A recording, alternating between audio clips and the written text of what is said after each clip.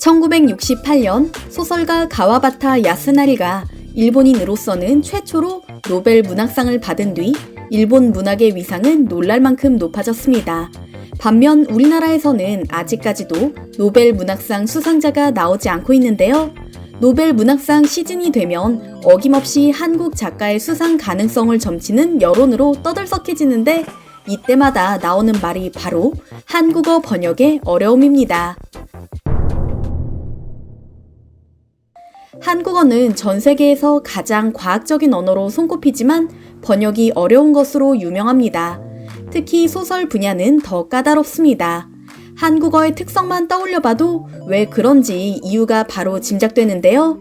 흔히 이야기되는 것이 바로 표현의 다양성이 다른 언어와 비교할 수 없을 정도로 뛰어나다는 것입니다.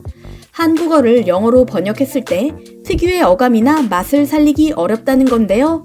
색채 표현이나 동작과 소리를 표현하는 의성어, 의태어가 다른 언어에 비해 놀랄 만큼 잘 발달되어 있기 때문이라는 겁니다. 예를 들면 이렇습니다. 노랗다, 누렇다, 누리끼리하다, 누르스름하다와 따뜻하다, 따스하다, 뜨뜻하다 같은 단어가 주는 묘한 느낌의 차이는 한글로밖에 표현할 수 없다는 것인데요.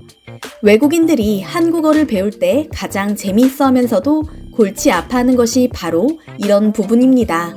그 외에도 뜨끈한 국을 마실 때 시원하다라고 말하는 단어 사용의 습관이라든가 고소하다라는 단어를 영어로 번역할 때 너티라고 할 수밖에 없는 한계 등의 특색이 있죠. 번역의 어려움 외에도 한 가지 더 주목할 사실이 있습니다. 번역된 한국 문학 종수 자체가 일본과 비교할 수 없을 정도로 적었다는 점입니다. 1945년부터 1990년대에 이르기까지 무려 4천여 종의 일본 문학작품이 번역돼 해외에 소개됐고 이것이 노벨상 수상의 밑거름이 되었는데요. 최근 10년간 한국인의 해외 문학상 수상이 눈에 띄게 늘어난 것도 바로 번역이 활발히 이뤄진 영향이 큽니다. 1980년대 이후 지금까지 번역돼 해외로 출간한 책만 해도 2,500여 종에 달하거든요. 국가별로 선호하는 한국 작가도 다양합니다. 1990년대에는 이청준, 이문열 작가의 책이 불어로 번역돼 프랑스에서 크게 히트했고 2000년대에는 이승우, 신경숙, 고은 등의 작가의 작품이 영미권에서 큰 인기를 끌었습니다. 그리고 최근 들어서는 젊은 작가들의 약진이 두드러지는데요. 2010년대 한강, 김영하, 변혜영, 김희듬 작가 등이 해외 주요 문학상을 받으며 한국인의 저력을 과시했죠. 물론 노벨 문학상이 한국 문학의 종착지는 아닙니다. 그러나 한국 문학을 번역하고자 하는 사람들이 많아졌다는 것, 실제로 해외 문학상을 싹쓸이하고 있다는 점이 한국에서 노벨 문학상 수상자가 나올 때가 됐다라고 이구동성으로 말하는 이유인 것이죠. 그렇다면 언어 장벽이 낮은 동화책 분야는 어떨까요? 한국 작가들이 전 세계 아동 문학계를 주름잡은 지 오래입니다. 사실 한국 아동문학은 20년 전까지만 해도 불모지나 다름없었습니다.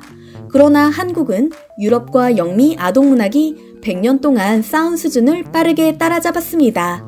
이젠 해외 서점 아동문학 섹션의 상위권을 독차지할 수준까지 이르렀고요. 많은 전문가들은 짧은 시간 내에 이토록 큰 발전을 이룬 한국 아동문학에 감탄합니다. 한국 아동문학은 책의 내용, 그림 수준 등 어느 것도 뒤처지지 않는다. 세계에서 한국 아동문학이 인기를 끄는 것은 당연하다. 교육열이 높은 한국 시장에서 살아남은 질 좋은 콘텐츠이기 때문이다라고 분석하고요. 한국에서 인정받은 콘텐츠는 그야말로 세계 최고 수준이라는 의미인데요. 해외 문학 평론가들은 특히 한국의 젊은 작가들의 뛰어난 예술성과 창의력, 실험 정신에 대해 찬사를 보냅니다.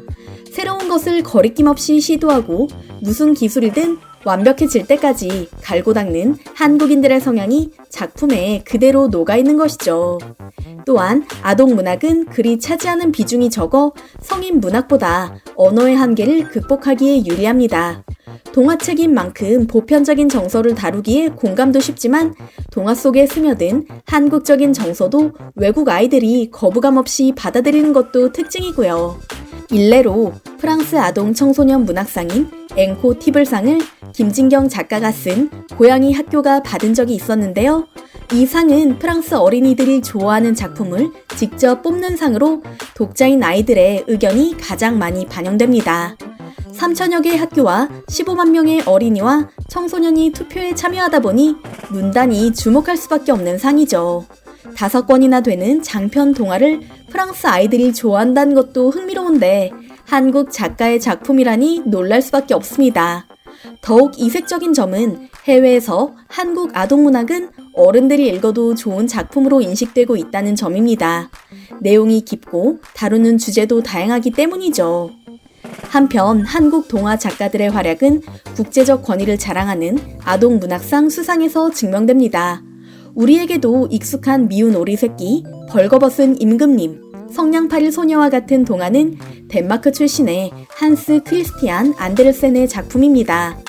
글을 기리기 위해 설립된 안데르센 위원회는 아동 문학 발전에 공헌한 글과 그림 작가를 2년마다 한 명씩 선정해 상을 주고 있는데요. 얼마 전 올해 수상자를 발표했습니다. 이 상은 아동 문학계의 노벨상이라고 불릴 만큼 대단한 권위를 자랑할 뿐더러 덴마크의 여왕이 직접 증서와 메달을 수여하는 것으로 알려져 있죠.